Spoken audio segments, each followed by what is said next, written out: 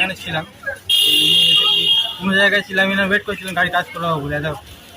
আমি দুজনে এখানে 11:15 মধ্যে দুজনে এসছে, আমি তো ওনাদেরকে চিনি না।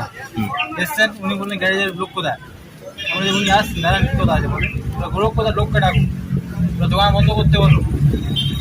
এমন কেন করছে, দোকান বন্ধ করতে বলো, রাখো আসছে, ওয়েট করলাম। তার মধ্যে মানে জোর জুলুম, দাদাগিরি। হ্যাঁ দাদাগিরি। আপনি দাদা ইতিহাসটা দিচ্ছেন কেন, ভদ্রভাবে কথা বললেন না, শুনছি তো আমরা। আমি তুমি কে, আমি গাড়ি সারাতে এসেছি এখানে, গাড়ি সারাতে এসেছি এখানে। এটা কি আপনাদের এখানে মানে আগেও এরকম ঘটনা ঘটেছে? এই প্রথমবার হলো? থানায় অভিযোগ করেছেন? থানা অভিযোগ করেছি, এফআইআর করেছি। সেটা বলার কারণে উনি বলছেন তোরা বিহারিদের বেশি তো মাথা হয়ে গেছে, বেশি করছিস, তার দেখাচ্ছি। তার মধ্যে ছেলে করে ডেকেছি, ওরা মারধর করেছি, তারপরে আমরা থানায় গেছি। আপনাদেরও মারধর করা হয়েছে? উনি নিয়ে নাম টাকা চাইছিল? টাকা আমার কাছ থেকে না, টাকা দোকানে যে ওনার আছে টাকা দিয়েছে। ওনার নিজের নাম বলেছে বিট্টু সরকার, পরিচয় দিয়েছেন উনি, মন্ডল সভাপতি 4 নম্বর এখানকার। আপনার নাম? আমার নাম সন্তোষ সাহা। এসেছিল, টাকা দিতে এসেছিল, ঠিক আছে। তুই টাকা রাত্রে 12টার সময় খুলি টাকা দিই, আমি টাকা দেবো, তুমি কে যাবে বলছে।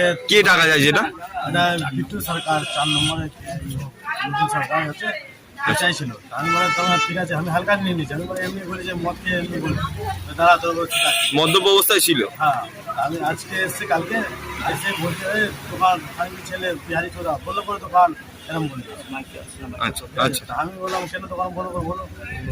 আমার কাস্টমার একটা ছিল, কাজ করতে ওকে মেরেছে। আমি বলে তুই বন্ধ কর, তারা আমি দেখাচ্ছি, লোককে ডেকে নিয়ে মারপিট করে দিই। এখানে একটা দোকান ছিল, তো ওখানে এসে বিট্টু সরকার 4 নম্বর মন্ডল সভাপতি 7 নম্বর ওয়ার্ডে, তো আমার বাড়ির সামনেই মারপিট ঝামেলা হচ্ছিলাম, জাস্ট কিছু দাঁড়িয়ে ছিল আসতে, আমি ছাড়াতেও আসিনি, দাঁড়িয়ে ছিলাম। আমার হাতে ফোনটা ছিল, সেখানে আমি ভিডিও করেছি। হ্যাঁ, আমার হাতে ফোন নিয়ে আমাকে ওই মেরে পাঠিয়ে দিয়েছে, দেখুন ভিতরে হাঁটানো। আপনি কি বিজেপি কর্মী? আমি বিজেপির একটু সাধারণ কর্মী।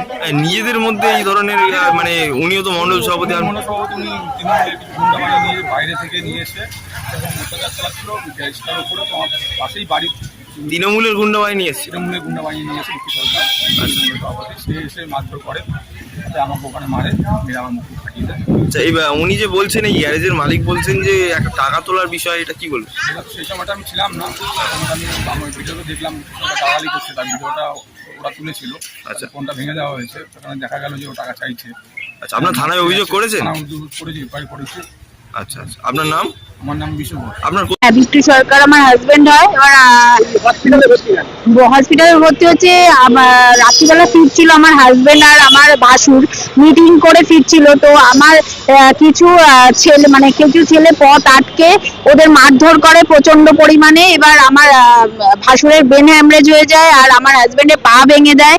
আর আপনার হচ্ছে লোহার রড দিয়ে প্রচন্ড পরিমাণে পায়ে আঘাত করে, মাথায় 8টা সেলাই পড়েছে। এবার এটা হচ্ছে মানে আমি চাই যে এটার কোনো একটা ইয়ে হোক। 8 বছর ধরে কখনোই সে মন্ডল প্রেসিডেন্ট থাকতো না।